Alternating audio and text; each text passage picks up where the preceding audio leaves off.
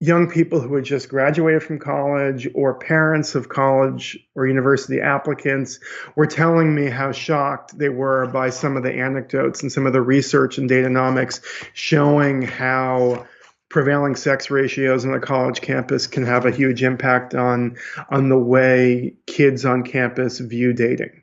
How so? So in Dateonomics, I did an analysis of about 40 major public and private universities, and I ranked them by their sex ratios. And I paired that ranking with students' own descriptions of what dating life is like on these college campuses. And the descriptions came courtesy of the College Prowler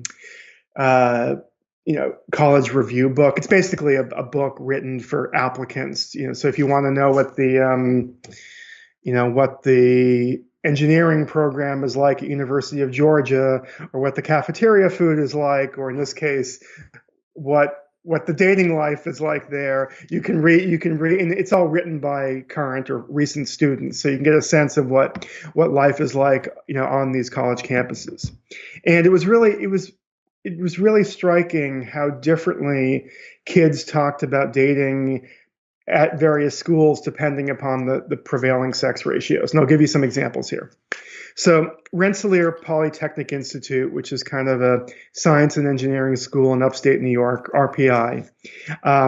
RPI is about 70% men, 30% women, more than 2 men for every 1 woman. And here's what students said about dating at RPI.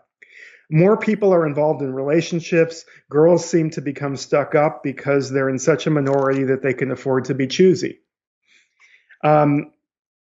Caltech, which is California Institute of Technology in California, and if you remind me, I have a funny story about Caltech, which I can add at the end. Caltech is 60-40, 60% men, 40% women, 3 men for every 2 women. Here's what students said there about dating. Students here tend not to date but have relationships. Breakups are rare, and many couples get married after Caltech. Even the schools that were 50-50, it was more familiar to me as a 50-year-old guy when it came to like what I remember about college. So Tufts University, which is in suburban Boston, Tufts is 50-50. Halfway through sophomore year, people begin to pair off and generally stay paired off through junior and senior year. That's familiar to me. That's what I remember. University of Miami, which has a reputation as a big party school, but it also happens to be 50-50. And here's what students say about dating there. Random hookups are common in the beginning, but after a few months or a year, relationships take over. So compare that, the schools that are either more men than women or 50-50, to some of the schools that are disproportionately female. I'll start with New York University in New York City. NYU is 61% female, 39% male. Again, that's about representative typically, I think, on average for most colleges now? It wasn't when I wrote it was more like 75-35. I'm not 75. It was more like I'm sorry. It was closer to 58. 42 yeah. when I wrote them. But we're now looking 57, by 2030 we're going to be but now it's but I think this year's graduating class, I think you're right. I think at least in the US it's 60-40. It's going to be bang on. So New York, yeah. So NYU, New York University, here's what kids say about dating at NYU. Guys take advantage of the male to female ratio, and most have no plans of settling into a long-term relationship. Boston University, where actually my son is a senior, BU is 62% female, 38% male. Here's the comment. Freshman year is a sexual explosion. There are girls to go around and around again.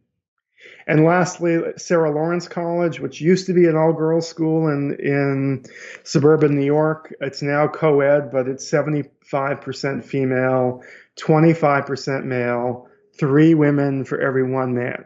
You could probably guess what I'm about to read to you, but I'll let me share. Quote, the girls complain about loneliness, the guys get more than they can handle, and mindless one-night stands are rampant.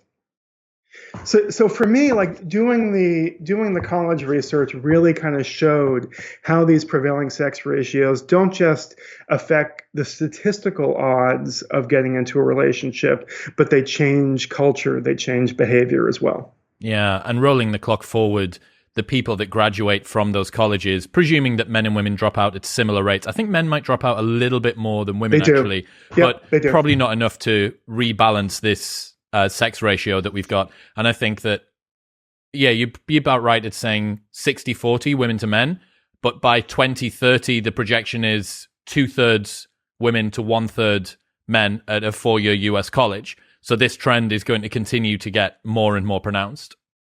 Yep. Yeah. No, I mean, I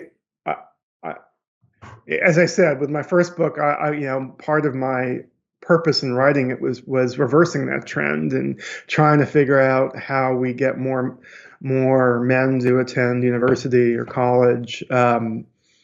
But that's a long-term thing. It's not going to solve the dating problem in the short term. Well, the other thing is that dating is inherently an individual act, right? Dating, right. Your dating strategy, what sort of partner you're looking for, how you're going about looking for a partner, that's something that you can impact individually.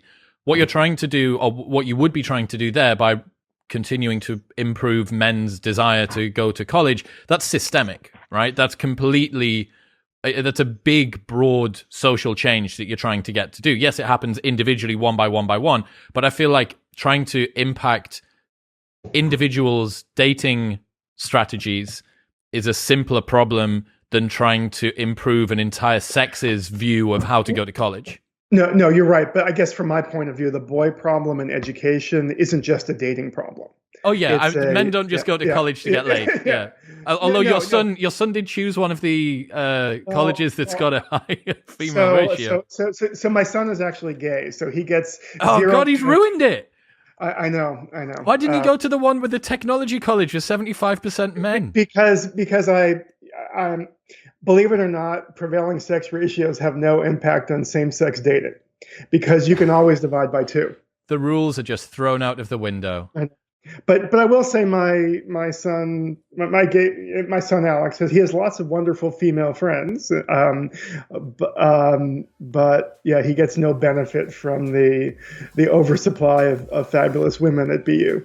Bloody hell! What's happening, people? If you enjoyed that, then press here for the full unedited episode, and don't forget to subscribe.